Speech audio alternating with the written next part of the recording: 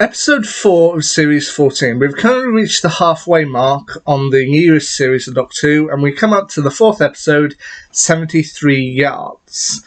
The Doctor, played once again by Ncuti Gatwa, and his companion, Ruby Sunday, played by Millie Gibson, arrive on a cliff top in Wales, where they briefly end up treading on a fairy circle, kind of a circle or hexagon, or even possibly an octagon, seemingly made up of cotton strings and various kind of charms and notes. To which, when they end up opening one to read it, they end up saying, "Rest in peace, Mad Jack." And then suddenly the Doctor disappears. Ruby looks around for him but can't find him, only to find herself seemingly pursued by a mysterious old woman played by Hilary Hobson. Even when so much so that when she encounters a hiker out for a walk, played by our regular cameo Susan Twist, she kind of asks her to find out what the woman's doing, because no matter what Ruby does, no matter how much she tries to run towards the woman always seems to be the same distance away, and she can't figure out why. So when Susan Twist goes and talks to this woman, she then seemingly runs away screaming. Ruby can't work out what's going on. Ruby eventually makes her way to a pub called Y Pren Marw, aka the Dead Wood, where she ends up asking the locals what's going on, and she asks if they can see the woman, to which they will reply, yeah, sure, they can. They do have a little bit of a tease of her about when she says they disturbed the circle and about Mad Jack, and they also teased her a little bit when she asked for a room. They said, well, yeah, we got a room, you got means to pay. Well, I haven't got any money, but can I pay with my phone? They're like, pay with your phone? How would you pay with your phone? I've got money on here and my mobile banking app. Of course you can pay with your phone. We're not the Dark Ages, which, I don't know, it's kind of a little funny. To which she meets a couple of the townsfolk, including the pub landlady, Lowry Palin, played by Maxine Evans, and Enid Meadows, played by Sian Phillips. However, when she asks one of the locals who's kind of on his way out to go home for the night to kind of talk to the woman and find out what's going on and why she's following her, the man talks to the woman, but then also seemingly runs away screaming. Runs away terrified. Anyway, Ruby stays there for as long as she can, basically going to spend every day going to sit outside the TARDIS, which has seemingly sealed itself, that she can't get back in, where she thought the Doctor might be. And so eventually the landlady says that she can't stay at the pub anymore because the regular wants to come back, but he said he's not coming back if Ruby's there, just ask her. So Ruby eventually makes the sad decision to return home to London to be with her family, Carla and Cherry Sunday, played once again by Michelle Greenidge and Angela Winter. However, she finds the woman has followed her from Wales once again. She eventually works out that the woman is always 73 yards away from her, no matter what she tries.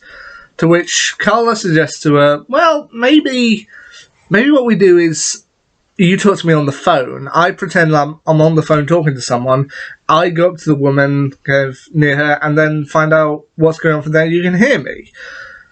However, when they try this out, Carla also runs away, terrified, and eventually ends up changing all the locks, not allowing Ruby back inside, to which Ruby tries calling her every day, only for Carla to eventually file an injunction against Ruby, saying, "You're not my daughter." "Well, yeah, I am. You're my mum." Like, no, you're not. Your own mother didn't even want you. Which is kind of heartbreaking to hear from a woman who... Well, imagine for a woman who had raised this girl her entire life to suddenly be told, no, you're not my child. It's difficult. We also do get a brief appearance once again of Mrs. Flood, played by Anita Dobson. Nothing really mysterious comes out of her. She's just kind of there, but it's nice to see her once again. Ruby is effectively forced to start living her own life, getting her own job, having her own apartment, and trying to make things on her own. She does try contacting UNIT for help when she finds out that UNIT works with the Doctor, and is briefly met by, once again, Kate Stewart, played by Gemma Redgrave, to which any appearance of Kate Stewart I'm down for. I'd love to see her back. However, that even seemingly fails, as when Kate tries to tell her soldiers to go surround the woman, but not to engage with her. They all end up running scared, and even Kate walks out on Ruby. However, Ruby is kind of trying to live her life when she suddenly realizes what she might actually have to do.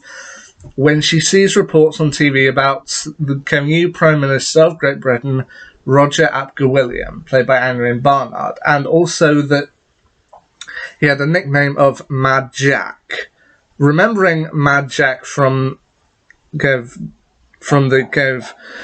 fairy circle at the beginning of the episode, and also how the Doctor had mentioned Roger Ap William as being one of the worst prime ministers in British history, and had almost led them to the brink of nuclear war, Ruby realizes what she has to do. This kind of takes place over a period of many years, and so she ends up joining the campaign to kind of make Roger Ap William the newest member of Parliament and get him into power, even though he says quite firmly in interviews that he wants to get his hands on nuclear weapons. But it ultimately leads up to a great climax when Roger ends up visiting a football pitch. Talking with various people, Ruby realizes that she can effectively save the world, change history and save the world by making sure she's 73 yards away from Roger Ap William, meaning he will then be in the presence of the woman and he will be terrified. To which she does this, and of course, it works. Roger is terrified and immediately resigns as a political candidate, and all seems well.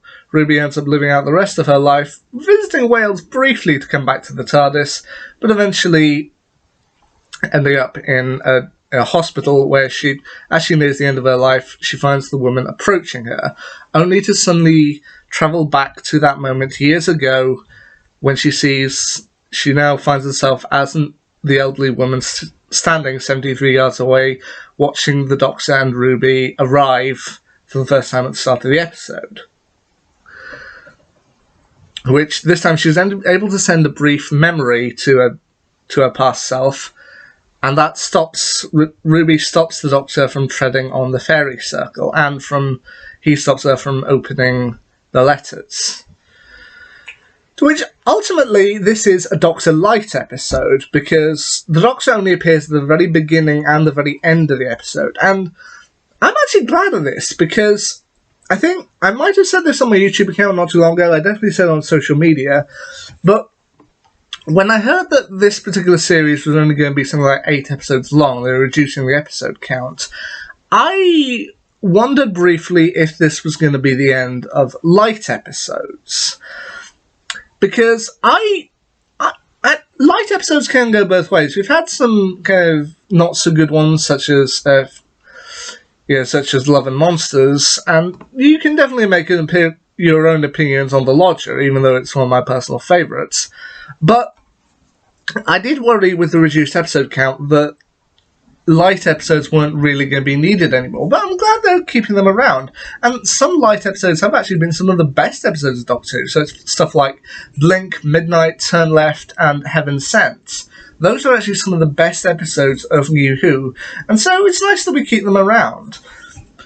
Also, I will admit, this episode does remind me of another episode from the wider Whoniverse.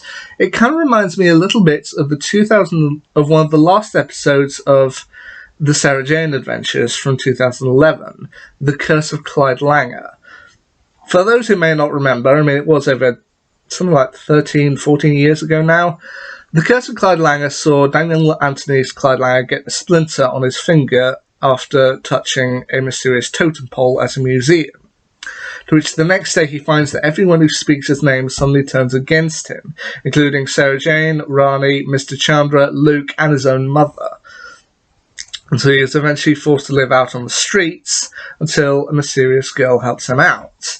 I got very similar vibes with this particular episode of Doctor Who. The kind of feeling from Ruby of intense loneliness. Kind of loneliness, depression, abandonment. It all kind of plays out very well here. With Anna Aneurin Bernard as Roger Ap William, I think I look at him the same way I looked at Jinx Monsoon's Maestro in The Devil's Chord. I kind of hope he'll come back at some point. I think there's more to that story than meets the eye, and I honestly could see him as kind of a long-term baddie. I mean, he probably won't come back, but I honestly think there's more to tell with that story. Maybe with the Doctor meeting Broderick William later down the line. I kind of thought he might play a role in Empire of Death, but we'll have to wait and see. For the time being, I'm glad that they're keeping Doctor or Companion Lite episodes going. And I thought this was a pretty good episode. I'd probably rank it above Space Babies, and possibly also above The Devil's Cord, but below Boom, which I think so far is the best episode we've had. But there you go, that's my quick little review on 73 Yards. Next one up will be Dot and Bubble, which I'll get to when I get to it. But until then, adios.